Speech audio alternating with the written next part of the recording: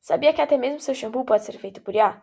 Pode parecer estranho, mas os usos das inteligências artificiais vão muito além do chat GPT como a gente conhece e passam pelo diagnóstico de exames, produção de cosméticos e até mesmo a direção de carros.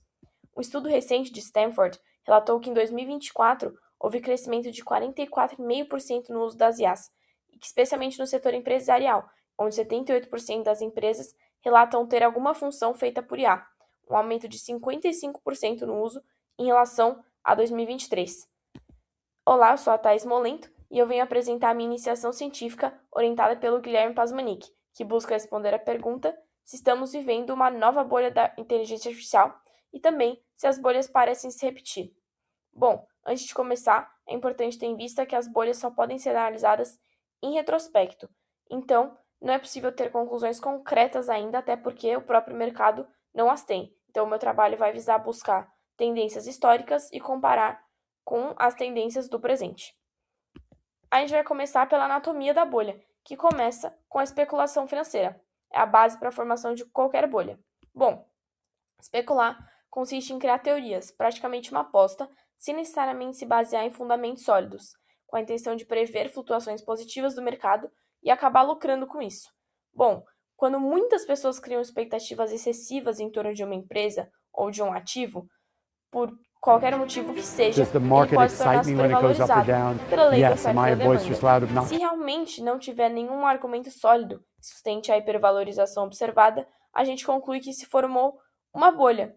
E essa bolha estoura quando os preços dos ativos apresentam uma queda expressiva em uma curta janela de tempo, voltando ao valor que eles deveriam ter originalmente ou perdendo ainda mais valor do que o valor de mercado, uma vez que os investidores tentam se livrar o mais rápido possível desses ativos e a oferta aumenta muito e a demanda cai muito. Bom, pode parecer um problema muito simples de se evitar, considerando que é possível analisar os dados das empresas e evitar uma supervalorização infundada e um movimento muito grande do mercado. Mas, se você vê todo mundo comprando, é muito difícil você segurar o impulso de também comprar, porque priorizar a sensatez em uma oportunidade de lucros tão grande é difícil. Um exemplo muito famoso é o da bolha.com, da década de 1990, que gerou uma euforia generalizada com a crença de que a nova tecnologia da internet revolucionaria o mundo dos negócios e a sociedade no geral. Então, qualquer empresa que colocasse no seu nome .com tinha suas ações valorizadas automaticamente, mas por não ter fundamento nenhum, nos anos 2000, a bolha estourou e um ano depois, ao longo dos 2 próximos anos, suas consequências foram sendo vistas, mais de 500 empresas faliram e bilhões de dólares foram perdidos. As ações da Yahoo, por exemplo, foram um marco, porque passaram de US$ 118 para 8 em apenas um ano, nesse período de 2001 a 2002. Então, se a gente encara o presente, a gente vê que essa euforia da IA traz perspectivas muito parecidas e o mercado começa a se preocupar um pouco, porque da mesma forma que em 1990, a gente tem uma tecnologia muito promissora que está atraindo muitos investimentos e tem a projeção de melhorar serviços e aumentar os lucros.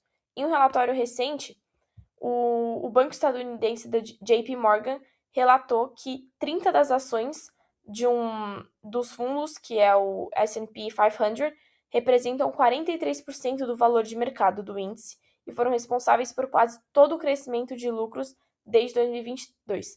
Então a gente vê que tem um domínio muito grande das empresas de tecnologia no setor dos investimentos e a IA está potencializando isso para além das empresas clássicas que a gente conhece, como a Apple e a Microsoft. Bom, ao longo do meu projeto, eu fiz análise do valor das ações de algumas empresas e os resultados se mostraram condizentes com a minha hipótese de que haveria uma desvalorização após um crescente período de alta. Por exemplo, a companhia estadunidense DataVault AI registrou queda de 79% entre janeiro e agosto de 2025, indicando que o mercado não confia tanto assim nas projeções de crescimento, porque essas empresas ainda gastam muito para se manter. Já a C3.ai, especialista em AI empresarial, apesar de ter tido uma receita interessante e demonstrar crescimento, ela gasta muito para crescer e acaba gerando um prejuízo líquido relativamente grande.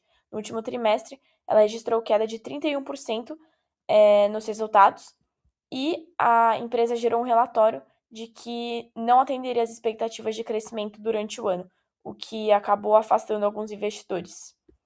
Então, a gente percebe que o mercado está apostando nos benefícios da tecnologia e que eles não vão ficar restritos às grandes empresas que a gente conhece atualmente, o que pode sim levar à valorização artificial e configurar uma bolha.